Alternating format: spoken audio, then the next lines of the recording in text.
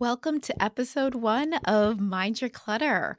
Before we dive into future episodes, I wanted to answer one of my frequently asked questions, and that is, how did I become a professional organizer and why do I care about clutter? I've always been someone who's appreciated a space of order and of systems. I wanted to help others. I went back, I became a closet designer. I have my teaching certificate.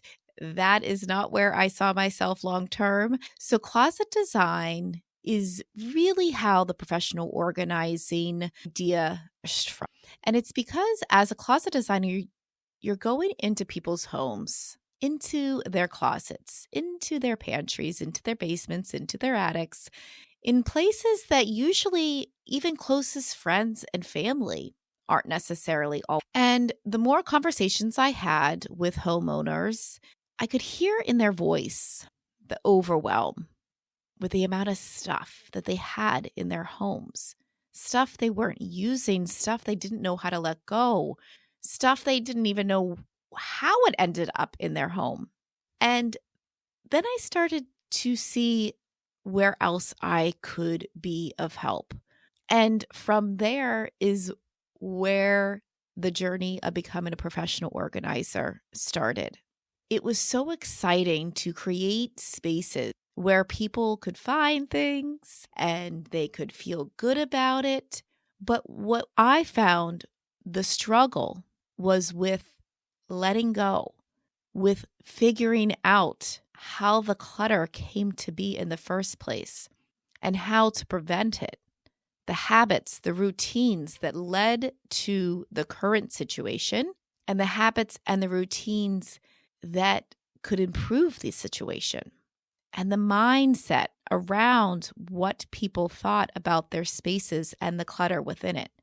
And mainly that was actually not even knowing how to get started with what to think about their clutter.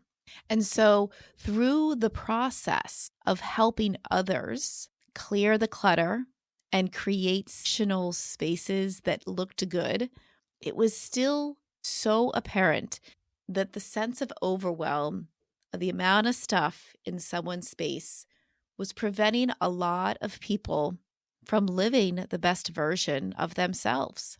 The clutter was negatively affecting their mental space, the stress from walking into a home, into an office, and feeling the long list of to-dos, the stress that it was put on their relationships with the people they shared the space with the people they weren't inviting in because they were embarrassed of their space. It was the money that was now gone because something was lost and something had to be repurchased because they couldn't find it, because of the time that was spent. Their energy was spent.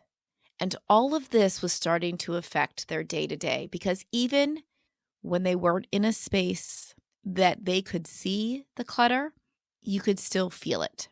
And each client and each homeowner that I worked with, I could see this showing up in my own life, because it feels like we are all at a pace of go, and that we are limited in the sense of how to create spaces that allow us to think, be productive, be creative, to focus on what matters most.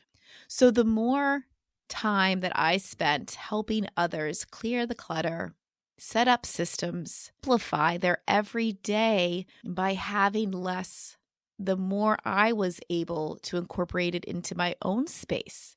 And the more I want you to embrace your space and to recognize the benefits of moving forward through decluttering, through making space for what matters most. And I know that you can do it because I have seen it happen. From some of the most discouraged, overwhelmed, to feeling a sense of relief and a weight lifted is enough to know that you can do it too. It's enough to know that what you'll find hiding under the clutter is more clarity for you to make decisions, more clarity for you to make more room for what matters most. And so as we continue this journey, you may find you are at a different season of life than the next. And so with that season, you may have a different reason to wanting to start to clear the clutter. And that's okay. Your reason, as long as it's yours and you know why you are here on this journey, that's reason enough. Maybe it could be as simple as wanting a clear pathway to your bed so you can have a clear night's sleep. Maybe you're moving and you do not want to move and pay to bring all the clutter with you, and you're ready to embrace your new beginning.